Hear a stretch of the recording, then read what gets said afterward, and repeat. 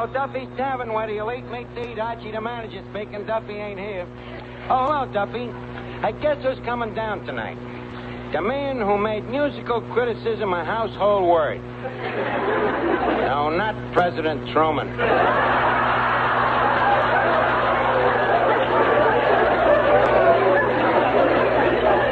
There was no household word. No, it's Deems Taylor. Deems. You know, like in Deems Dem and Does. You never heard of him. But Duffy's an institution. Deems is to American music what au gratin is to cheese. Look, Duffy, remember when we used to turn on the radio and listen to them dull concerts, you know? Well, he's the guy that used to liven them up with that dull talk. That's the guy, yeah, from the Philharmonica. It was his job to kind of blab about what was going on the stage, sort of a combination of stool pigeon and peeping Tom. Huh? Oh, yes, very distinguished, you know, austere and dignified, aristocratic, bald-headed. Yeah, bald as a bat. He's the only actor on television that can get away with showing more flesh than Dagmar.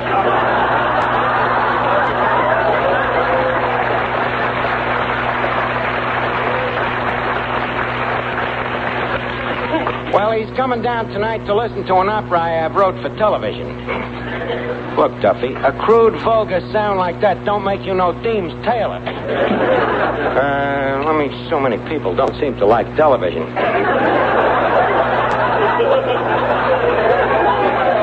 Well, let's see here. I better check this opera to see if I made any mistakes. Let's see. Act 1. The curtain rises. That's your first mistake. Quiet, Bats. As the opera opens, the Duke has lost his entire fortune. As he comes home from his mother's funeral, he learns that his son has been run over by a beer truck. So, racked with fever and malaria, he walks into his house, and he finds his wife in the arms of his best friend. So, turning to the audience, he stabs himself with his dagger as he sings, "Oh, what a beautiful morning."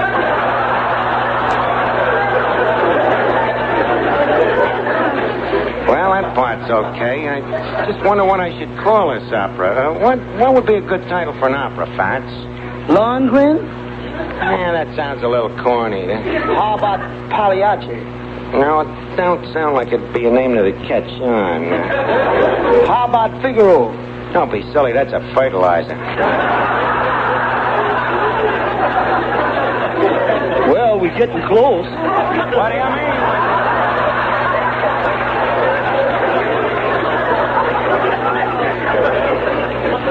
Don't mind, when I want lousy criticism, I'll ask Deems Taylor for it. Who's Deems Taylor? Oh, it's Deems Taylor. He only happens to be such a big name in the music world, he has his own key to the washroom at the Met. That's one guy that knows everything there is to know about music. Yeah? Then why ain't he got his own band? Well, Fats, he's a critic. You know, the guy ain't got no talent himself. He's just an authority. He tells other people what's wrong with them, you know. He can take any opera, say like Tannenbaum, you know. He can tell you exactly how many notes there is on page 16. Suppose nobody asked him.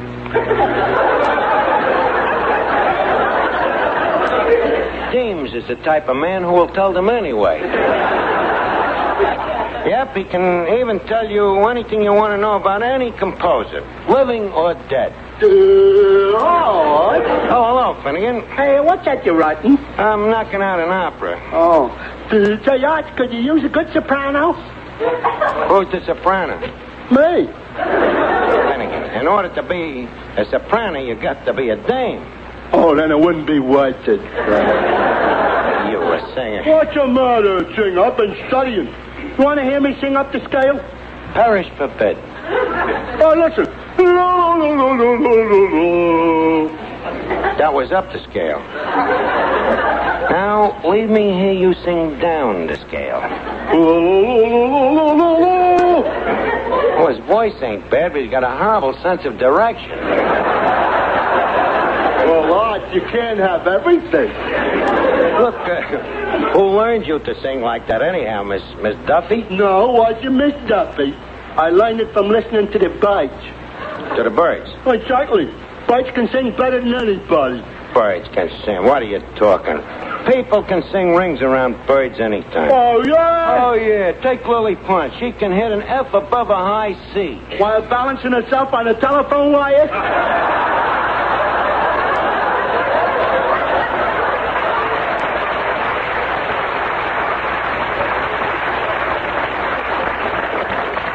Well... Or scratching herself behind the ear with her left leg? Okay, Finnegan, you made your point. Nothing the hard way. And now leave me get back to my opera. Now, let me see. Hello, Archie. Oh, hello, Miss Duffy. Don't bother me here for a minute. I'm busy now. As the curtain goes up, revealing the second cadenza, our hero enters. You know, Archie, everything you write always has the stamp of your personality on it. Yeah? Your work is always so... what's the word? Individual? No. Unique? No. Imaginative? No. I'm afraid your vocabulary is lousy. That's the word, loud. Now, if you ask me... I ain't asking you. What do women know about composing music anyhow? Oh, yeah? Oh, yeah. Oh, yeah? Oh, yeah. Could I take part in this conversation? All right, Finnegan. What do you want to say? Oh, yeah? Miss Duffy, I defy you if you can name me one great woman composer who was a member of the female sex. A great woman composer? Joan Sebastian Bach. Well, her, yeah, but...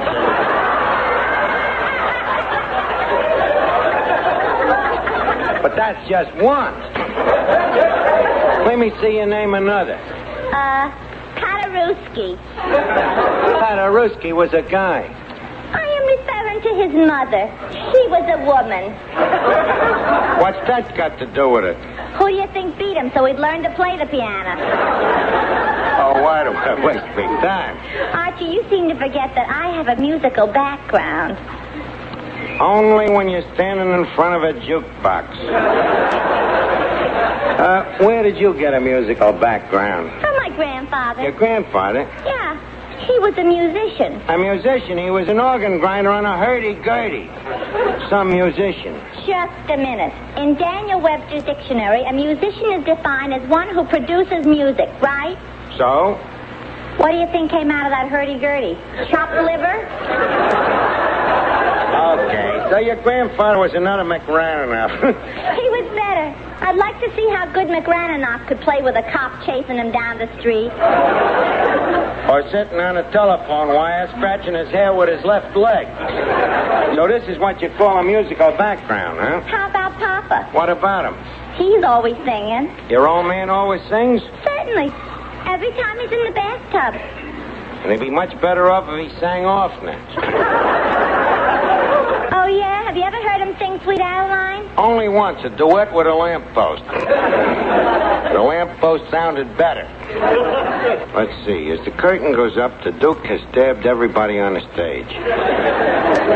So, not wishing to go out into the audience, he now stabs himself. As he gasps for breath, he pulls up his sleeve, and there, to his surprise, he finds a birthmark. It is a Salisbury strawberry. "Be good cat," he yells. "I am my own half-brother." Oh, Mr. Archie. Yeah, Fats? You want to taste this soup to see if it's all right? Okay. Tastes all right. I don't know what it is, but I'll tell you one thing, Archie. What? You are sipping it in E flat. Deems Taylor!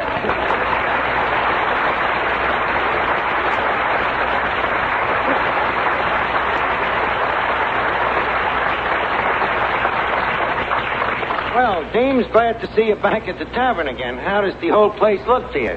Well, now I know how Orpheus felt in Hades.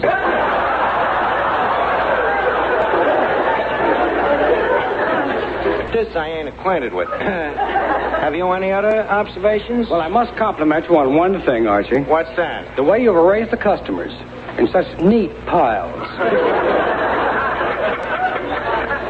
I suppose you're used to the Metropolitan where they sleep sitting up.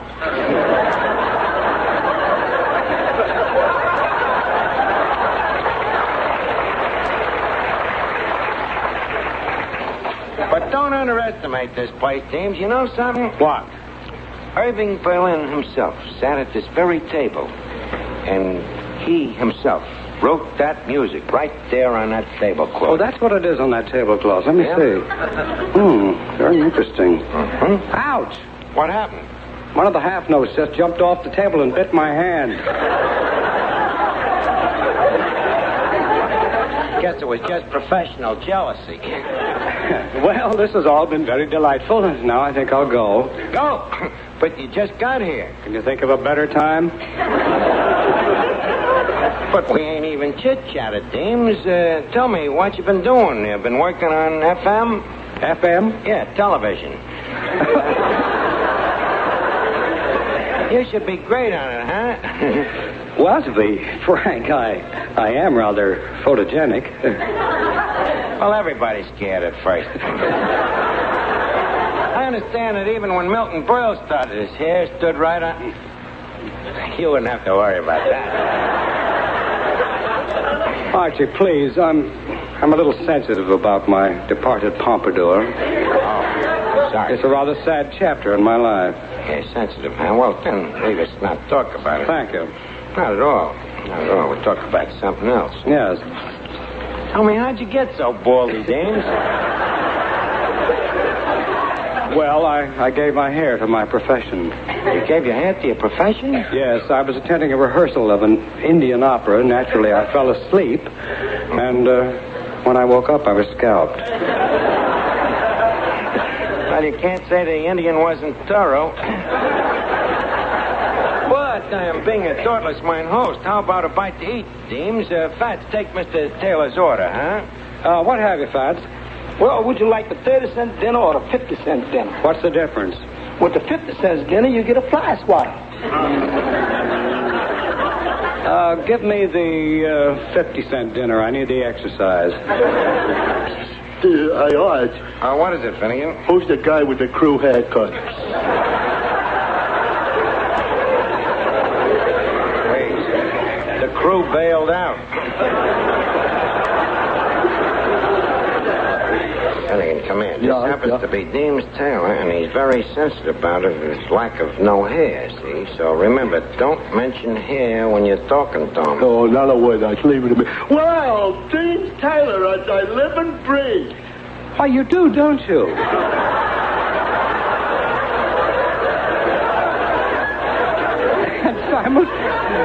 And simultaneously, too.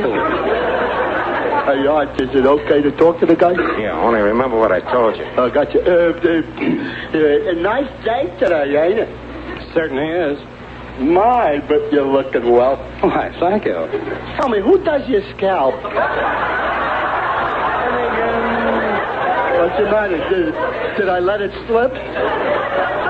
Talk to the guy about something else. Talk about music. Oh, okay.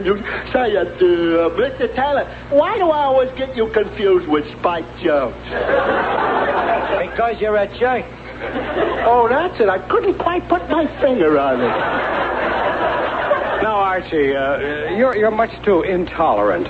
Finnegan has to be treated with understanding and patience. Finnegan, my friend. Yeah? Spike Jones is an exponent of jazz and musical burlesque. Oh. While I, on the other hand, am what they call a long hair. What'd you do, leave it home?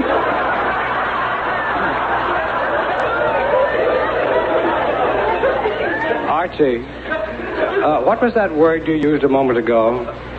Jerk. Thank you. Finnegan, you're a jerk. Beat it. Attaboy, James. I say, Archie, this is a surprise. I knew you had a piano here, but I didn't know it was a baby grand. I beg your pardon. James, this is Miss Duffy. Oh. The piano's the one over there with the shapely legs. So you're Deems Taylor, the well-known critic. That's right. So what have you got to be so critical about? Miss Duffy, that's his job. The guy criticizes music. Do you hate music? No, I love it.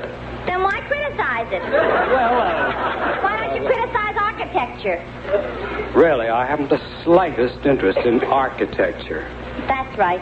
Throw Katrinka Yarbutz's mother out of work. Katrinka Yarbutz's mother? She's a steeplejack. How did Katrinka Yarbutz get into this? I suppose she's not welcome just because she's from Lithuania. Miss Duffy, look, I'm only trying to tell you that my field is music. So what's wrong with the music from Lithuania? Miss Duffy, please, let's drop the subject and go on to something, shall I say, more important.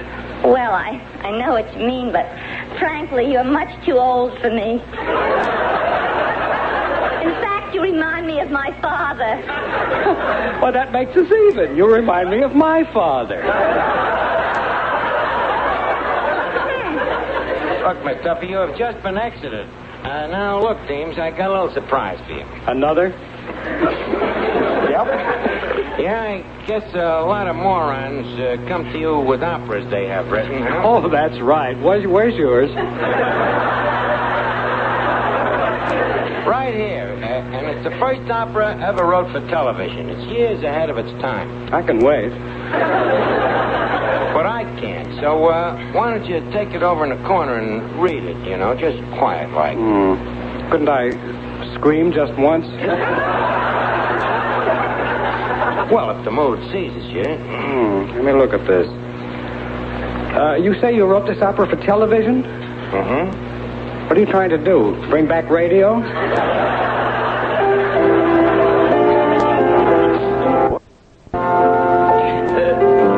Say, Archie. Yeah, Deems. It says here on the opera, written by Archie. Is that you? Of course. I figured Archie was too plain for opera, so I decided to adopt a musical name, a metronome. Well, tell me, Deems, did you look over the opera? Yes. What do you think of it? Well, considering the fact that you never went to school, it's horrible. Now, look, Deems, you're just looking at the raw music. It'll sound better when you hear yourself singing it. I would rather drop dead. Not until the second act. Well, what do you say? Will you sing it, yes or no? No. No, huh? Deems, I got 23 more bald-headed jokes. You have? Yeah. Toreador. Boy, Deems, glad to have you in the cast. Now, here, Finnegan, Miss Duffy, here's your parts. Fats, you're the orchestra. Overture, please. Thank you. Ladies and gents, I am honored to present a new opera wrote by my esteemed self. This opera tells the story of an ancient and royal Italian family named the Pastos and their enemies, the Antipastos.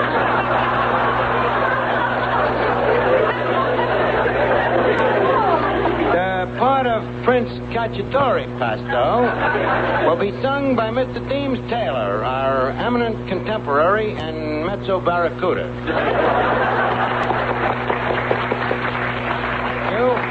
Now, the part of his sweetheart, Princess Vermicelli Antipasto, will be sung by the well-known lyric falsetto and popular cashier and girl after men about town, Miss Duffy. Thank you. And now the house lights dim and the curtain rises on the first libretto. Oh, Cacciatore, how can I live without you? Oh, Vermicelli, I'm so mad about you. Oh, Moon. Oh, Joan. Egad. Boy, is this bad. Please, Mr. Taylor. Tonight, you are not a critic. You are merely a broken-down opera singer. Oh, I'm sorry. Granted.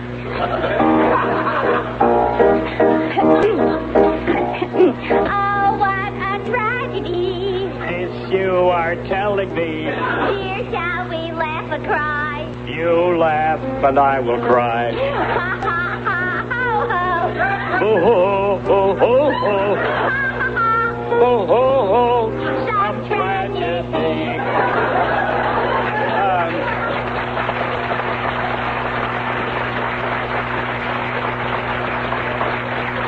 Archie, Yeah? this music, Yes? it's La Donna Immobile. Thanks, and it gets even better. Continue, orchestra. Oh, princess! Oh, princess! A man cometh through the forest. It's my trusty servant, an old family container. Oh, princess, princess, whither art thou?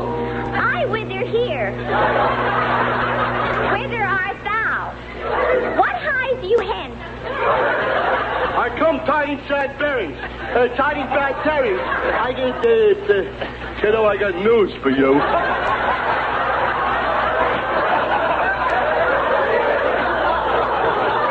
Princess, your old man, the Baron Gorgonzola Antipasto, approaches forthwith. He has found out that you are in love with this son of a mortal enemy. Oh, quickly, Cacciatore, we must flee. Flee, flee, flee, flee. Stop tragedy. It is too late to flee, my love. Here's your father now.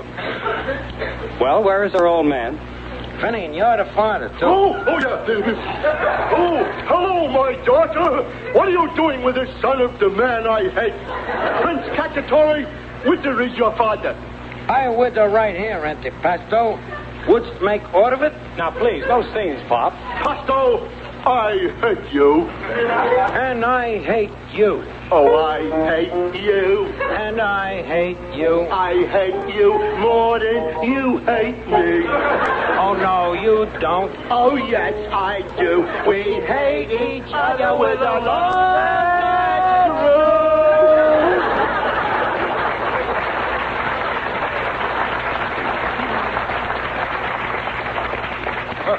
Antipasto, Yes, Pasto,